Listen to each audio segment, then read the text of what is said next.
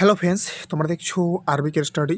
তো বন্ধুরা, আজকে এই ভিডিওটি তোমাদের জন্য খুবই গুরুত্বপূর্ণ। তোমরা যারা কলকাতা পুলিশ কনস্টেবলে প্রিলিমিনস পরীক্ষা দিয়েছিলে, তো বন্ধুরা তোমাদের কলকাতা পুলিশ কনস্টেবলের রেজাল্ট কবে দিতে চলেছে, তোমাদের কাট আপ কত যাওয়ার সম্ভাবনা রয়েছে কেপি পিলিতে, এবং কেপি কনস্টেবলে কি এডিট উইন্ডো আসবে? কারণ আমরা দেখেছি এর আগে ডাব্লিউপি এসআই এবং কনস্টেবলে কিন্তু এডিট উইন্ডো দেওয়া হয়েছিল। তো এবছর কি তাহলে কেপি কনস্টেবলও কি এডিট উইন্ডো আসবে, এবং মাঠে কত গুণ ডাকবে, এবং তার সাথে তোমাদের সেভ স্কোর কত, এবং তোমাদের মাঠ কবে থেকে শুরু হবে, সমস্ত কিছু তোমাদের সাথে আজকে আমি এই ভিডিওর মাধ্যমে এ টু জেড বিস্তারিতভাবে আলোচনা করব। তাই তোমরা যারা কলকাতা পুলিশ কনস্টেবলে প্রিলিমিনস পরীক্ষা দিয়েছিলে, তো তোমাদের জন্য কিন্তু আজকের এই ভিডিও খুবই গুরুত্বপূর্ণ হতে চলেছে। তো আর একটা কথা বলে নেই, তোমরা যারা আমার এই চ্যানেলে নতুন তাদেরকে বলবো অবশ্যই চ্যানেলটিকে সাবস্ক্রাইব করতে, কারণ এই চ্যানেলে কিন্তু প্রতিনিয়ত পুলিশ পরীক্ষার যে কোনো আপডেট দেওয়া হয়। তাই তোমরা যারা নতুন আছো অবশ্যই চ্যানেলটিকে সাবস্ক্রাইব করবে।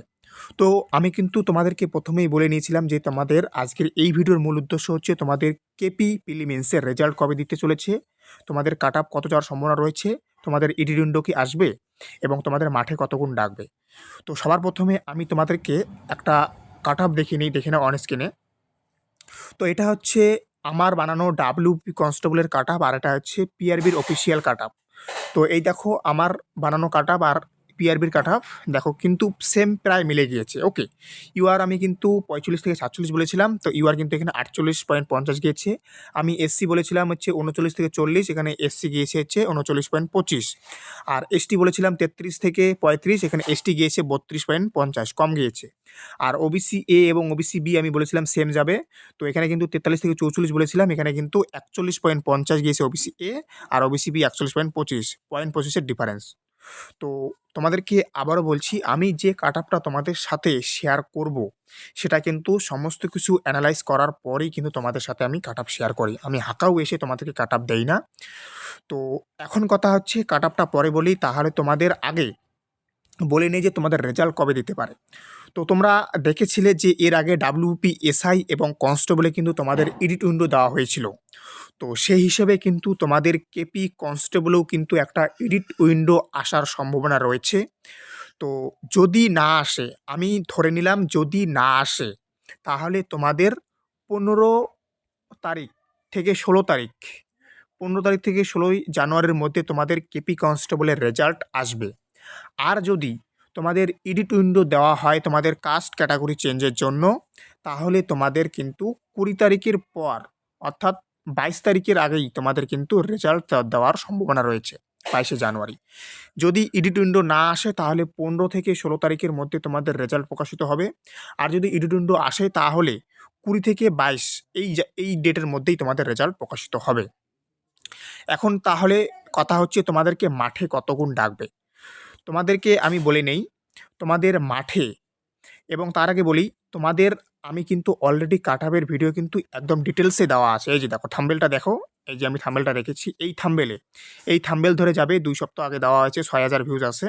তোমরা যাবে, এই যে থাম্বেলটা দেখে নাও ভালোভাবে। এই থাম্বেলে ক্লিক করলেই তুমি কেপি কনস্টেবলের প্রিলিমিনসের কাট আপ কত যাওয়ার সম্ভাবনা রয়েছে তুমি একদম সঠিকভাবে ব্যাখ্যা সহকারে এখানে বুঝতে পারবে। তো এখন বলি তোমাদের কত গুণ মাঠে ডাকার সম্ভাবনা রয়েছে। তো তোমাদেরকে বলে রাখি, তোমাদের 3900 ভ্যাকান্সি রয়েছে ছেলে মেয়ে মিলে, 3900-এর একটু বেশি রয়েছে, 3924 সামথিং এরকম আছে। তো এখান থেকে তোমরা 12 গুণ করবে, যে কাট আপ যে ক্যান্ডিডেটটা হচ্ছে। ওকে, 12 গুণ, 10 থেকে 12 গুণ, এর বেশি ডাকবে না। আমি আবারও বলছি 10 থেকে 12 গুণ, এর বেশি কিন্তু তোমাদের মাঠে ডাকবে না। তাহলে এখন কথা হচ্ছে তাহলে তোমাদের মাঠ কবে থেকে শুরু। তো তোমাদেরকে বলে রাখি, যে যে জায়গায় ডাব্লিউবিপি কনস্টেবলের মাঠ হচ্ছে সেই জায়গায় কিন্তু তোমাদের কেপি কনস্টেবলেরও মাঠও হবে। তো তোমাদের আমরা জানি যে ডাব্লিউবিপি কনস্টেবলের মাঠ হচ্ছে 21 তারিখে শেষ। 21 তারিখে পুরোপুরিভাবে ডাব্লিউবিপি কনস্টেবলের মাঠ শেষ, এবং ডাব্লিউবিপি কনস্টেবলের ছেলেদের মাঠ কিন্তু 13 তারিখ থেকে শুরু। 13 তারিখ থেকে 21 তারিখ পর্যন্ত ছেলেদের মাঠ শুরু, এবং মাঝখানে 18 তারিখটা রবিবারের জন্য ছুটি রয়েছে। তাই তো 13 তারিখ থেকে 21 তারিখ পর্যন্ত ছেলেদের মাঠ হবে, এবং বাকি যে 8, 9, 10 আছে, 8, 9, 10 তারিখে মেয়েদের মাঠ। তাই তো। তো তাহলে এখন কথা হচ্ছে তোমাদের কেপি কনস্টেবলের মাঠ কবে শুরু হবে। তো তোমাদেরকে বলে রাখি, যদি তোমাদের 22 তারিখে রেজাল্ট প্রকাশিত হয়, তাহলে তোমাদের জানুয়ারি মাসে তোমাদের মাঠ শুরু হবে না। ওকে, জানুয়ারি মাসে মাঠ শুরু হবে না যদি 22 তারিখে রেজাল্ট হয়।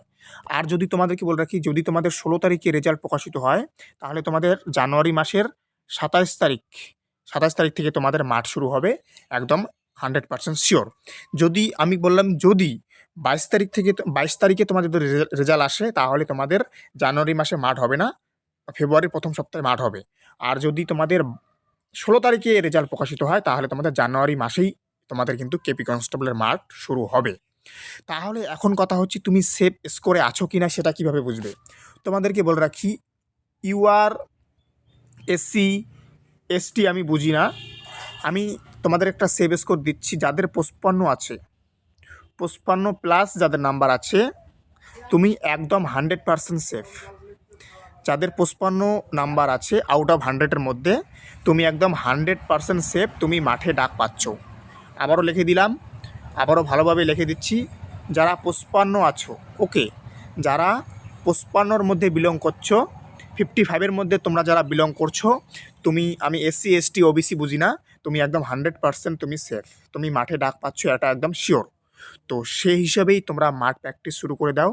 ডাব্লিউবির মতোও কিন্তু কেপিতে তোমাদের কিন্তু মাঠ করানোর সময় দেবে না, রেজাল্ট দেওয়ার 8 দিনের মাথায় কিন্তু তোমাদের মাঠ হবে। আবারও বলছি, যারা আর যেহেতু ক্যাটাগরি ওয়াইজ তোমাদের যদি নাম্বার দেখতে হয়, তাহলে এই যে থাম্বনেলটা দেখতে পাচ্ছ উপরে, তোমরা এখানে ক্লিক করো, একদম A to Z দেখতে পারবে, এবং ডেসক্রিপশনে আমি দিয়ে রাখবো। তো এই হচ্ছে ভিডিও। তোমরা যারা এখনও মাঠের প্রস্তুতি নিচ্ছ না, তোমরা অনেকেই ভাবছো যে রেজাল্ট দেখবে তারপর মাঠের প্রস্তুতি নেবে, তাহলে কিন্তু মাঠে গিয়ে আর মাঠ কমপ্লিট করে আসতে পারবে না। আমি আবারও বলছি, এখানে 1600 মিটার রান, ওকে, একে খামখেয়ালিভাবে যারা নেবে তারা কিন্তু মাঠ পাস করতে পারবে না। তো আমি বললাম কবে হওয়ার সম্ভাবনা রয়েছে এবং কাটআপটা দেখে আসো। যারা ওই কাটআপের মধ্যে বিলং করছো, তোমরা অবশ্যই মাঠ শুরু করে দাও। তো thank you for watching RBK story. দেখা হচ্ছে আবার নতুন কোনো আপডেটের সাথে। জয় হিন্দ, জয় ভারত, বন্দে মাতরম।